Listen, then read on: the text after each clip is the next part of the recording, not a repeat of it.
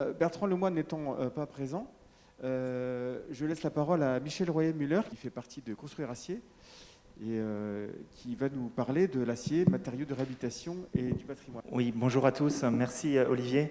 Je sens votre frustration et vous êtes très nombreux à être venus pour écouter tous ces beaux projets et puis notamment écouter Bertrand Lemoine. Je sens votre frustration car je n'ai pas sa stature ni sa carrure. Je ne serai pas aussi brillant que lui. Je vais tâcher de le remplacer au pied levé en ayant repris ces slides. Bertrand Lemoine, il aurait voulu vous parler du matériau donc acier qui est le matériau de la réhabilitation et le matériau du patrimoine.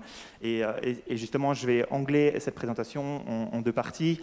Plutôt commencer d'ailleurs par le matériau du patrimoine, l'acier et le matériau du patrimoine, pour rebondir un peu aussi sur ce que disait Franca, et puis ensuite que l'acier est le matériau de la réhabilitation. Donc, dans un premier temps, il faut retenir qu'il y a trois âges de la construction métallique. Il y a l'âge de la fonte, où les premiers ouvrages construits en fonte datent de 1779, donc déjà le XVIIIe siècle. Et l'âge de la fonte s'est à peu près arrêté vers les années 1850, pour ensuite laisser la place pendant 30-40 ans à l'âge du fer, 1889, qui est justement à peu près l'époque où a été construite la tour Eiffel en fer pudelé. Et puis l'âge de l'acier, ou plutôt des aciers, parce que des aciers, il en existe des centaines, depuis 1889 environ, et donc jusqu'à maintenant. Pour dire que ce sont des bâtiments et donc de typologies très variées, bâtiments et ouvrages d'art, à des échelles très diverses. Et puis, comme le disait Franca, une prise de conscience finalement assez récente de cette préservation du patrimoine, parce que finalement, le patrimoine, j'aimais bien la définition que vous nous aviez dit quand on a préparé cette conférence, que le patrimoine, c'est ce qu'on a envie de transmettre aux générations futures. Et cette prise de conscience, elle date seulement, je dirais, des années 1970. Donc, pont de Coldbrook-Dale, 1779, le premier pont donc en fonte dans le Royaume-Uni. La fonte, c'est un matériau cassant, ça reste toujours un matériau qui est encore aujourd'hui existant. C'est le premier matériau qu'on obtient lorsque dans le haut fourneau, on mélange le minerai de fer et le coke de charbon. Et donc, la fonte est la matière première qui va se transformer ensuite en acier, que l'on va transformer en acier de nos jours, bien sûr, je parle. La fonte contient beaucoup de carbone et les cassantes, souvent fragiles, elle contient plus de 4% de carbone, alors que l'acier contient beaucoup moins de carbone. Et en France, les premiers ouvrages, comme ici le Pont des Arts des années 1800. Donc au départ, beaucoup de monuments qu'on a envie de protéger et qui sont donc très anciens pour la plupart. Il y a des bibliothèques, des grandes halles, des gares, comme ici le Crystal Palace à Londres dans les années 1850. Donc, les halles de Paris, construites dans les années 1850, et dont on a vu tout à l'heure une image justement de 1970 qui ont été détruites, mais une halle a été préservée, déplacée à Nogent-sur-Marne. Une bibliothèque ici à Paris également dans les mêmes époques. Les Halles de la Villette, 1865, donc grande portée, liberté architecturale qui permet de faire des bâtiments remarquables. Parce que finalement, pour conserver le patrimoine, ou disons pour protéger notre patrimoine, il faut d'abord que le bâtiment soit bien entretenu, soit bien conservé et qu'il y ait une qualité architecturale qui fait qu'on a envie justement d'avoir cette protection du patrimoine. Mais il y a aussi parfois donc, finalement des bâtiments en acier qui ne laissent pas apparaître comme ça d'un premier œil la charpente. Tout à l'heure, je vous ai montré des belles ossatures, des belles charpentes visibles. Elle peut aussi être cachée. Et puis d'autres exemples, je ne crois pas qu'il a mis de diapo, mais d'autres exemples beaucoup plus proches de chez nous, c'est tous les bâtiments de type Haussmann qui sont ici à Paris, il y en a beaucoup, et qui sont réhabilités maintenant de nos jours. Je pense par exemple à l'ancien Virgin qui est devenu un bâtiment pour les Galeries Lafayette sur les Champs-Élysées, et tant d'autres. Encore une grande halle ici pour le Crédit Lyonnais à Paris. Et puis des ouvrages d'art. Là, on remonte de nouveau au 19e siècle, 1884.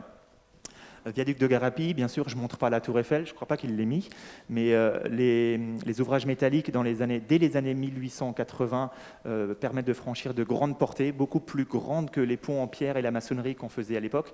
Et ces viaducs-là, viaduc de Garapi, comme celui aussi, le premier viaduc vraiment conçu par Eiffel au Portugal, à Porto, à peu près le même style, sont toujours là, moyennant des remises en peinture et des entretiens réguliers. On voit que c'est des ouvrages qui sont très pérennes. Ah ben voilà, la tour Eiffel, je ne savais plus s'il l'avait mis ou pas. Mais donc, tout ça pour dire que le patrimoine, finalement, l'acier permet d'être le matériau du patrimoine parce que ce sont des ouvrages qui ont une très grande longévité. Et ça, c'est rendu possible parce que l'acier est un matériau pérenne. On sait le protéger, on sait l'entretenir, on sait le conserver. Et puis l'acier permet donc des libertés architecturales qui fait que justement, en plus de cette longévité, eh ben, ils ont une qualité remarquable qui fait qu'on a envie de les protéger. Ici, c'est la coupole des Galeries Lafayette dans les années 1900. Un détail du pont Alexandre III, donc dans les années 1900, le pont Alexandre III qui héberge en plus en dessous donc des salles et des discothèques où l'on voit la charpente bien visible. Et puis l'acier aussi permet de faire des immeubles de grande hauteur. Donc là, on sort de France, on est au Royaume-Uni. Le premier gratte-ciel date de 1891, le First Store, et puis bien sûr l'Empire State Building, du haut de ses 381 mètres, tout en charpente métallique. Des grands ouvrages d'art, le pont du Golden Gate qui a bientôt 90 ans, donc porté de 1280 mètres, avec donc des qualités vraiment très remarquables. Mais aussi des bâtiments comme ici de Mies van der Rohe qui sont beaucoup plus finalement d'échelle beaucoup plus petite, avec des bâtiments avec une structure métallique ici et des grandes baies vitrées comme on aimerait finalement tous encore en faire et en avoir et surtout y habiter maintenant. Dans les années 70, donc, le centre culturel Georges Pompidou à Paris, la pyramide du Louvre un peu plus récente dans les années 1980, et puis le musée Guggenheim, là où on arrive dans les 30 dernières années proche de chez nous. Et puis deux exemples ici de patrimoine métallique avec les anciennes manufactures de tabac, donc à Issy-les-Moulineaux, et juste derrière, à Paris, les sous-stations électriques dans le 10e, 4e, 16e, où là, encore une fois, ce sont finalement des patrimoines métalliques, mais qui ne s'apparentent pas comme ça d'extérieur à de l'acier, parce qu'en fait, elles sont simplement des murs porteurs, et la structure est parfois invisible, mais il n'empêche que ce sont des bâtiments du patrimoine qui ont été classés IMH récemment. Et puis donc tout récemment, le patrimoine mondial, c'est aussi le site minier de Los-Anguel dans le Pas-de-Calais qui a été inscrit, il me semble, au patrimoine mondial il y a moins de 5 ans, avec son architecture aussi très atypique. Donc le patrimoine, c'est un atout de développement durable. Donc dans cette deuxième partie, maintenant justement, je vais dire que l'acier, c'est aussi le matériau qui permet de le réhabiliter, de l'entretenir. Donc le patrimoine, c'est un support de mémoire collective. C'est un marqueur identitaire et c'est un potentiel d'espaces architecturaux innovants et de lieux de caractère. Et puis vers une ville durable actuellement, parce que la réutilisation des bâtiments existants, c'est quand même un acte finalement de longévité et de protection de notre patrimoine et de transmettre aux générations futures finalement des villes vertueuses. Donc au lieu de tout raser et tout reconstruire, on aura un exemple tout à l'heure aussi par l'agence Lacaton et Vassal, eh ben, il est parfois beaucoup plus pertinent de réutiliser les bâtiments existants et l'acier est, et j'ose le dire, le matériau de la réhabilitation. Donc ça passe par des transformations, des insertions dans l'existant, des extensions qui peuvent être latérales et qui peuvent être aussi en hauteur. On en parlera alors de surélévation.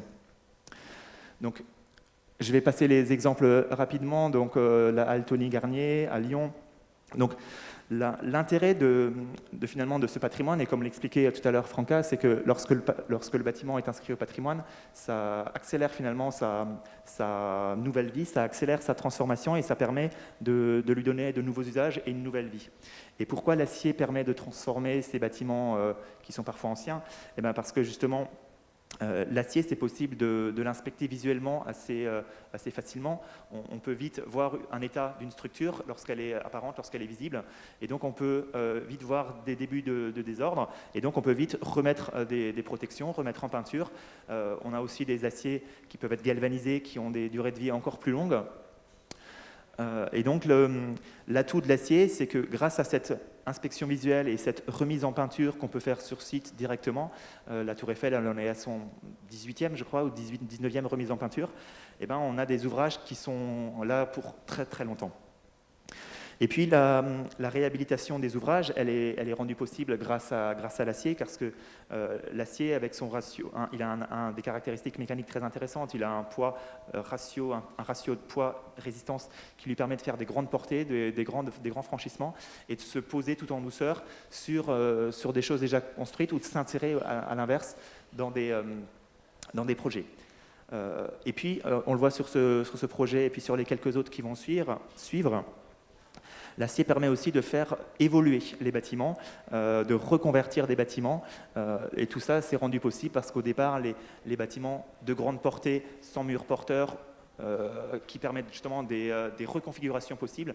Encore maintenant, dans le tertiaire, on essaye de plus en plus de faire des plateaux sans porteurs, ou en tout cas avec des espaces très, très larges pour qu'ils puissent être reconfigurés.